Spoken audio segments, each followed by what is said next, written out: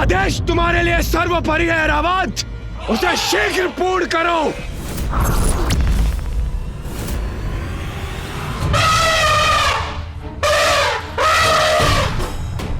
देवराज का इतना दुस्साहस! अब मैं ही रोकूंगा उन्हें।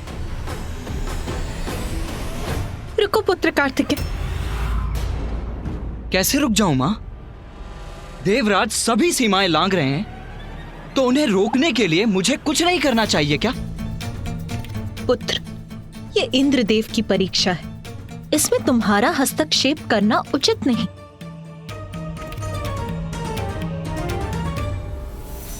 उचित है मां।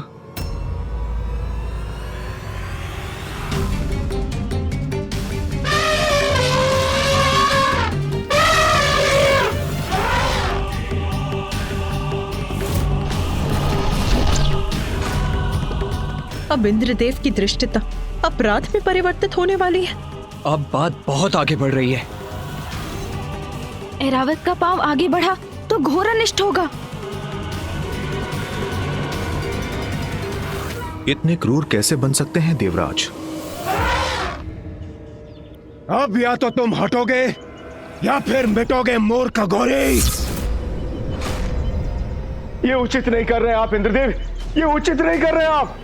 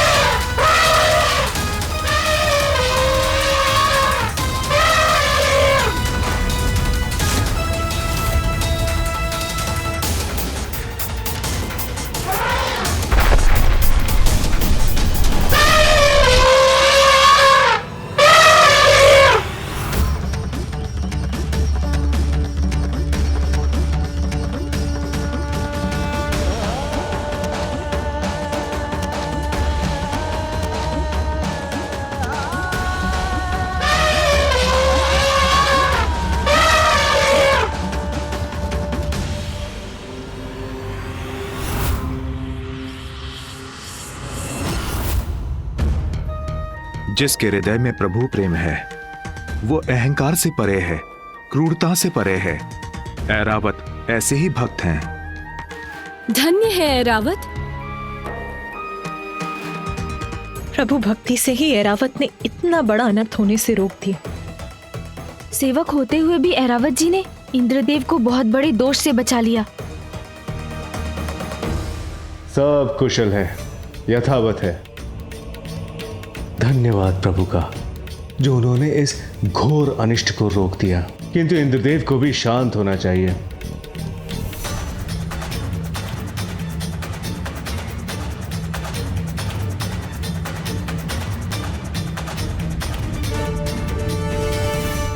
ये ऐरावत मेरे आदेश की अवहेलना कैसे कर रहा है? ऐरावत, तुमने अपने स्वामी के आदेश की अवहेलना कैसे की? इसका उचित दंड दूंगा मैं तुम्हें।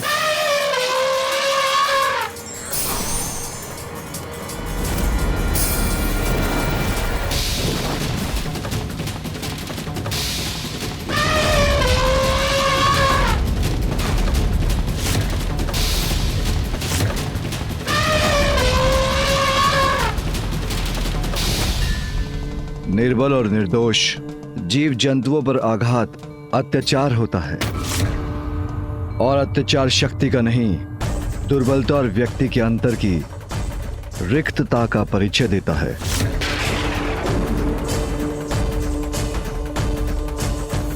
कहो, क्या विचार है तुम्हारा? ओह, तो अत्याचार पर प्रवचन देने के लिए तुम्हारी जीवा ने कष्ट कर ही दिया। वैसे तो तुम उचित ही कह रहे हो। दंड ऐरावत को नहीं, तुम्हें मिलना चाहिए। तुम्हें मिलना चाहिए। तुम्हें मिलना चाहिए। तुम्हें।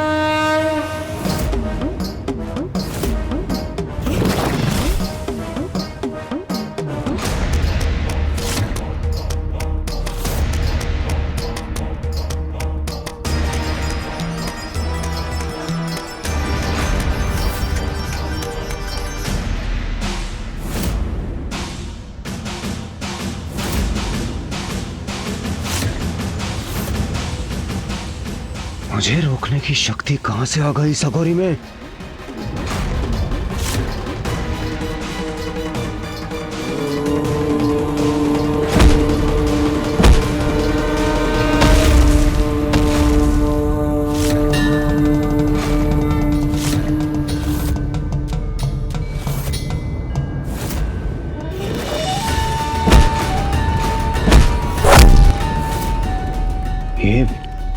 ये क्या हुआ? मेरा दंड कैसे पकड़ लिया इसने? मुझे पीछे हटने पर विवश कैसे कर दिया? असंभव।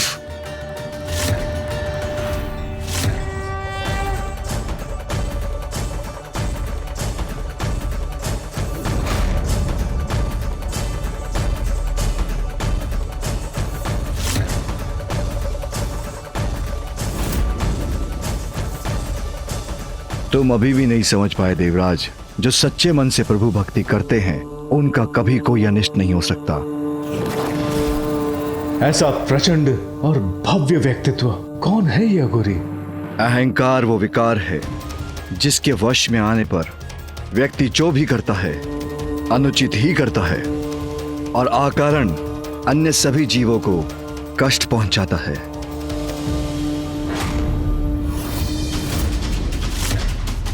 देवराज इंद्र हूं मैं, प्रवचन कदापि नहीं सुनूंगा। और तुम जैसे अघोरियों का भाषण तो कदापि नहीं, कदापि नहीं, कदापि नहीं।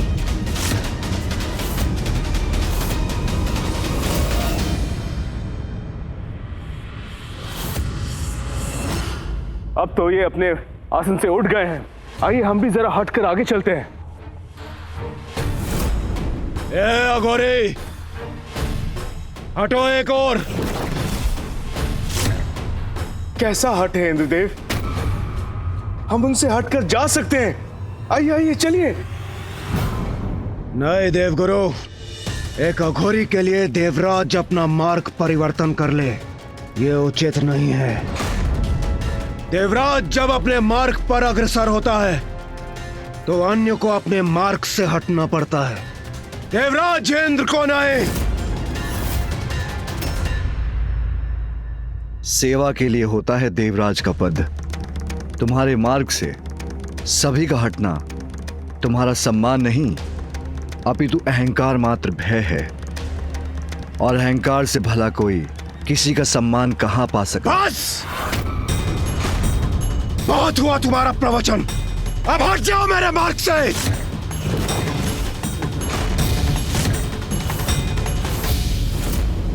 तुम्हें देखकर तो ये इच्छा हो रही है कि अपने मुष्टि प्रहार से मैं तुम्हारे इस गर्व भरे मुख पर वार करूं और हटा दूं तुम्हें अपने मार्ग से।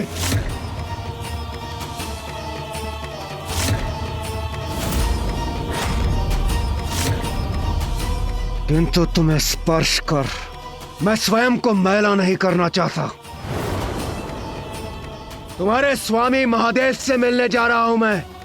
उनसे भेंट कर उन्हें अवश्य बताऊंगा कि भूतों के समान विचरण करने वाले तुम जैसे अघोरियों की यहां प्रवेश करने की अनुमति नहीं होनी चाहिए।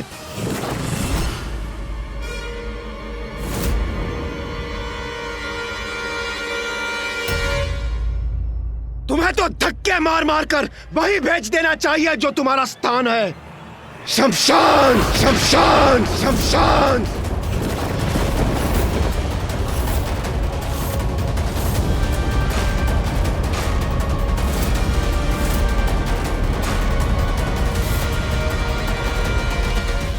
इन दिव्य पुरुष को ये कैसे शब्द बोल रहे हैं इंद्रदेव?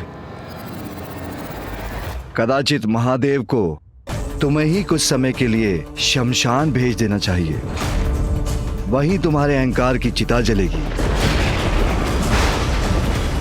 बस, बस। अब तुम्हारे दुर्वचन नहीं सहूंगा मैं।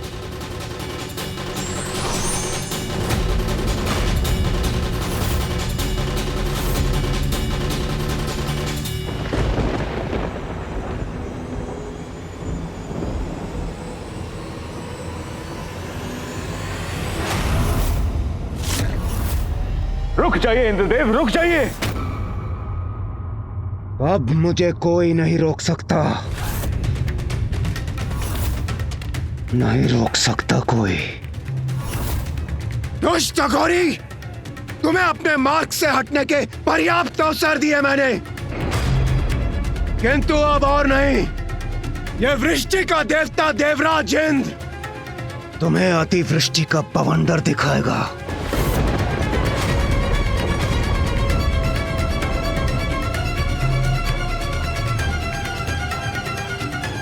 इंद्रदेव कदाचित अपना अंतिम अवसर भी गंवाने जा रहे हैं। आ!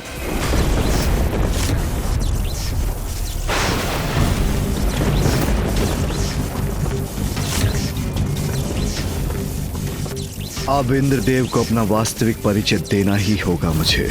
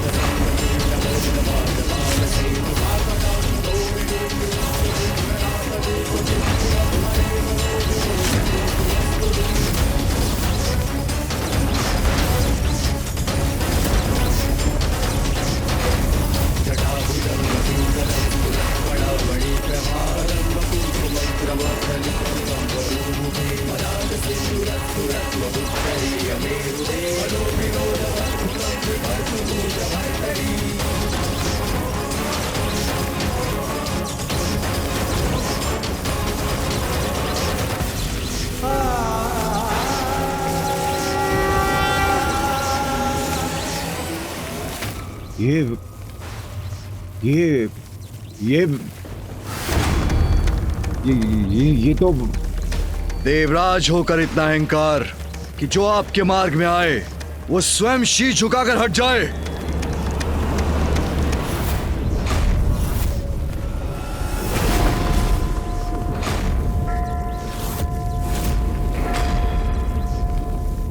देवराज, महादेव, देवता होने से अहंकार का अधिकार प्राप्त नहीं होता, अपितु देवताओं का मूल कर्तव्य है दूसरों के प्रति सहानुभूति और सभी जीवों के प्रति सेवा। तुमने ऐरावत को मुझे कुचलने का आदेश दिया। तुम उसके स्वामी हो, इसलिए वो तुम्हारा आदेश मानने पर विवश हो गया, किंतु उसने मुझे पहचान लिया और भक्ति भाव के कारण उसके नेत्र अश्रु से भर आए, किंतु तुम्हारे नेत्र, उन पर तो अहंकार का आवरण था। भविष्य में यदि कोई असहाय और असमर्थ व्यक्ति तुम्हारे पथ में आएगा तो क्या उसे भी कुचल दोगे या उस पर वज्र चलाने के लिए तैयार हो जाओगे? क्या निरीह प्राणी पर चलाने के लिए तुम्हें वज्र प्रदान किया गया है देवराज?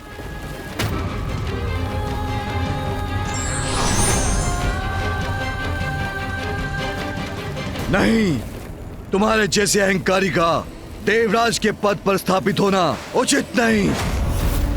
संसार को तुम्हारे जैसे देवराज की आवश्यकता नहीं। तुम्हें मिटना होगा, तुम्हें मिटना ही होगा देवराज, तुम्हें मिटना ही होगा देवराज।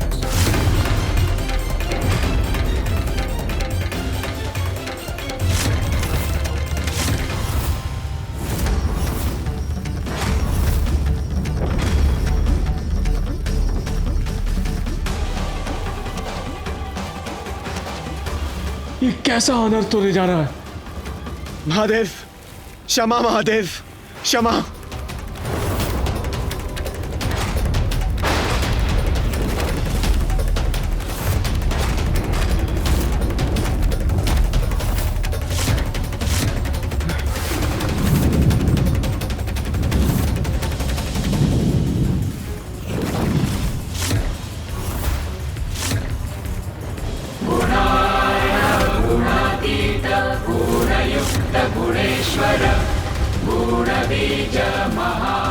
प्रभु का तीसरा नेत्र खुलने वाला है, अर्थात अब इंद्रदेव सुरक्षित नहीं।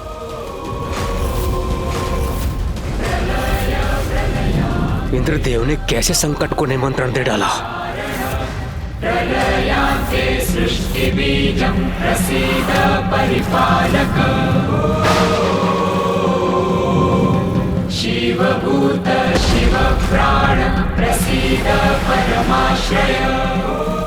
महादेव की क्रोधाग्नि से अपना बचाव कैसे करूं मैं?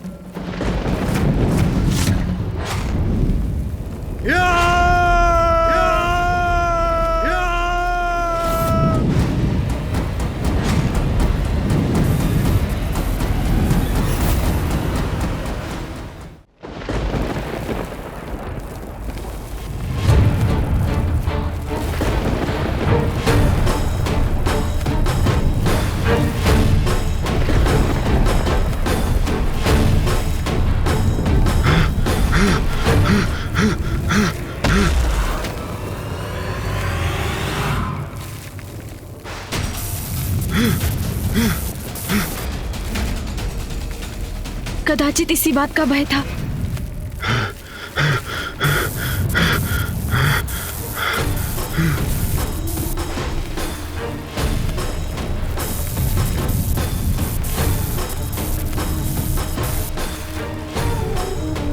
समीप आ रही है महादेव की क्रोधाग्नि। मुझे और तीव्र गति से भागना चाहिए।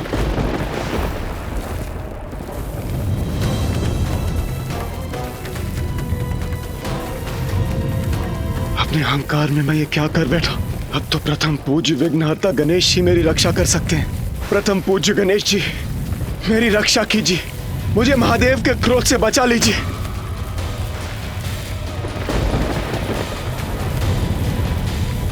मेरी रक्षा कीजिए प्रथम पूज्य गणेश जी।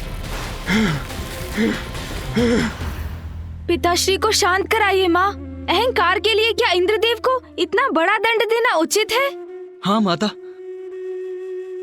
माता पार्वती, कुमार कार्तिकेय, गणेश जी मेरी रक्षा कीजिए, रक्षा कीजिए मेरी। इसका अनुमान तो मुझे भी नहीं था पुत्र कि प्रभु इतने क्रोधित हो जाएंगे, किंतु उनके द्वारा दोषियों को दंड देने में मैं हस्तक्षेप नहीं कर सकती। भैया, फिर तो हमें ही कुछ करना होगा। पिताश्री को शांत करने का प्रयत्न कर, उनसे इस क्रोधाग्नि को लौटाने का आग्रह करना होगा।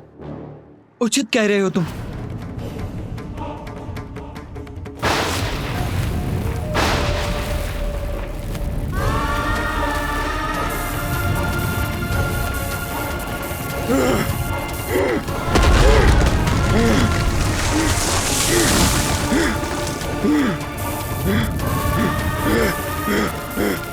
महादेव की क्रोधाग्नि तो मेरी ओर बढ़ी आ रही है। मैं तनिक भी विश्राम नहीं कर सकता।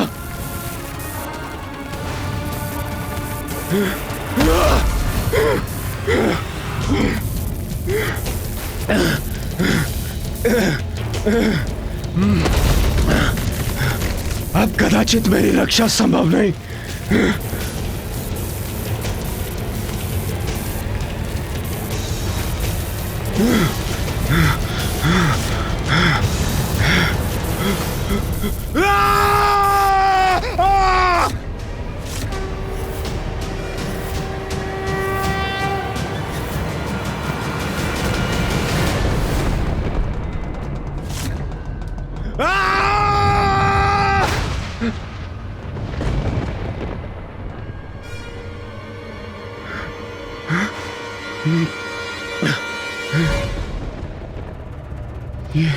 ये क्या मेरे प्राण पखेरु उड़ रहे हैं? क्या मेरा अंत हो चुका है? अभी तक तो नहीं इंद्रदेव। मेरा अंत नहीं हुआ? यदि मेरा अंत नहीं हुआ तो क्या हुआ है मेरे साथ? और महादेव की क्रोधाग्नि, उससे मेरी रक्षा किसने की?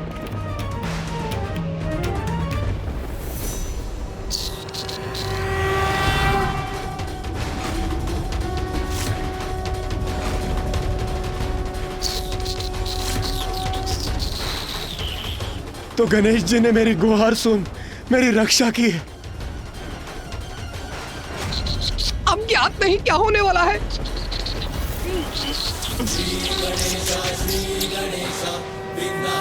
गणेश जी, मेरे प्राणों की रक्षा करने के लिए कोटि कोटि धन्यवाद। मैं क्षमा प्रार्थी हूँ प्रभु। इंद्रदेव, अभी धन्यवाद का समय नहीं आया, क्योंकि अभी तक आप सुरक्षित नहीं हैं। ये आप क्या कह रहे हैं गणेश जी? ये आप क्या कह रहे हैं?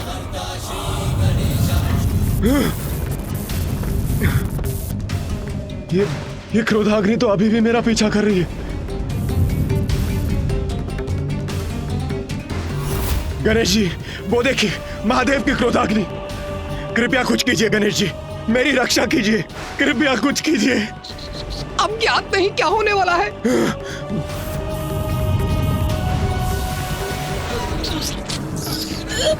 ये ताप! प्रभु, कहीं महादेव की क्रोधाग्नि मुझे ही ना भस्म कर दे। मेरी रक्षा कीजिए प्रभु, रक्षा कीजिए। गणेश जी मेरी रक्षा कीजिए, कुछ कीजिए प्रभु, प्रभु कुछ कीजिए। धैर्य रखिए देवराज, यथासंभव जो हुआ वो मैं करूंगा ही। प्रभु, ये ताप! पिताश्री की क्रोधाग्नि को तो बस वो ही रोक सकते हैं।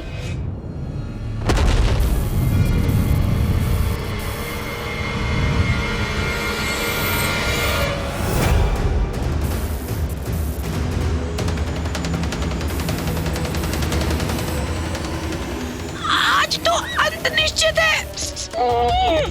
इस प्रकार तो मूषक जी पर आरूढ़ होकर हम पिताश्री की क्रोधाग्नि को पीछे नहीं छोड़ सकेंगे। मुझे इंद्रदेव को अधिक से अधिक समय तक सुरक्षित रखने का कोई और उपाय करना होगा। प्रभु, बताइए आप। इंद्रदेव, मुझे पकड़ कर रखिएगा। मूषक जी, मैं जो कहूँ वो करते जाइए आप। उचित है प्रभु। नीचे बढ़िए मूषक जी। जी प्रभु। परंतु प्रभु, हम इससे कब तक रक्षित रहेंगे?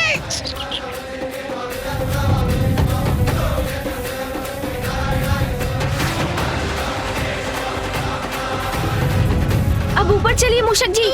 जी, उचित है प्रभु।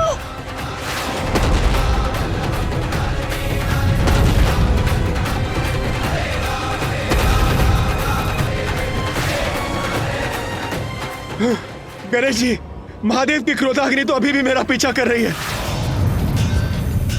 पिताश्री के तीसरे नेत्र से उत्पन्न हुई अग्नि को तो समस्त संसार में कोई नहीं रोक सकता देवराज। मैं केवल आपको अधिक से अधिक समय तक सुरक्षित रखने का प्रयास ही कर सकता हूँ देवराज। तो क्या मेरी रक्षा असंभव है?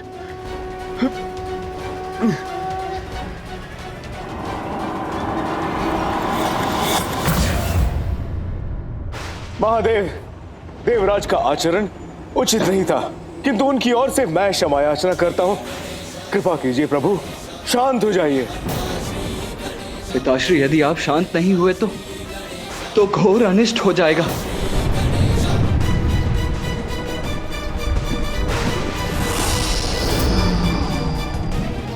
प्रकृति आपकी क्रोधाग्नि से प्रभावित हो रही है पिताश्री।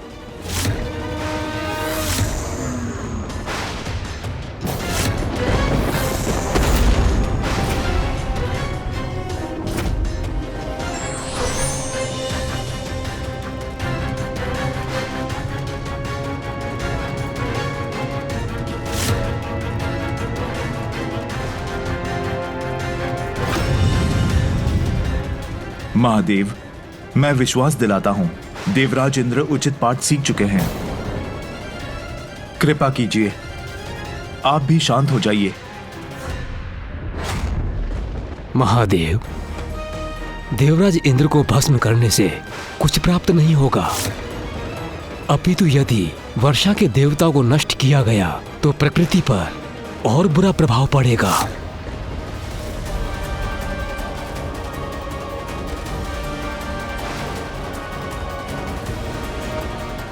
अब क्या करूं मैं? पिताजी इतने क्रोध में हैं कि वो किसी का सुझाव नहीं मान रहे। कौन है जो उनके इस क्रोध को शांत कर सकता है? माँ, अब आपको ही हस्तक्षेप करना होगा, आपको ही शांत कराना होगा पिताश्री को।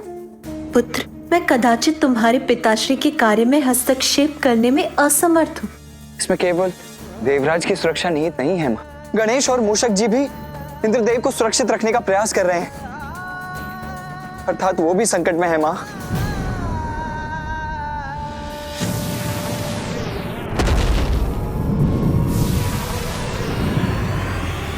यदि इंद्रदेव को कुछ हुआ तो समस्त संसार पर अनिष्ट की छाया पड़ जाएगी। आपके और पिताजी के निर्देश पर ब्रह्मदेव द्वारा जिस सृष्टि का सृजन हुआ उसके नित्य नव सृजन में इंद्रदेव का भी महत्वपूर्ण योगदान है मां। यदि उन्हें कुछ हुआ तो सृष्टि का सृजन चक्र भी नष्ट हो जाएगा मां। इंद्रदेव अष्ट दिक्पाल के अध्यक्ष हैं। यदि उन्हें कुछ हुआ तो सर्वनाशी परिणाम होंगे मां। मां, जिसके संकेत तो अभी से दिखाई देने लगे हैं।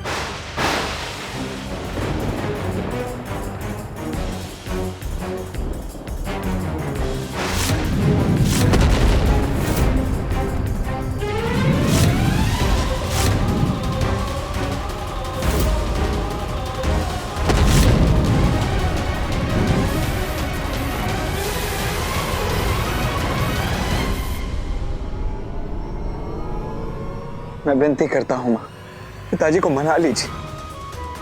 उन्हें शांत करने के लिए आपको ही कुछ करना होगा मां।